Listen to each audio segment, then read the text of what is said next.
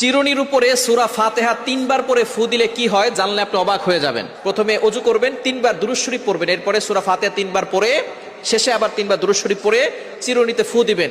ফু দেওয়ার পরে বিসমিল্লাহ পড়ে মাথা আঁচড়ালে ওই মাথা থেকে চুল পড়বে না, মাথা ব্যথা কমে যাবে এবং মাথার বিভিন্ন রোগ থেকে আল্লাহ পাক রব্বুল আলামিন তাকে হেফাজত করবেন। অসুস্থ থাকলে আল্লাহ পাক রব্বুল আলামিন তাকে সুস্থ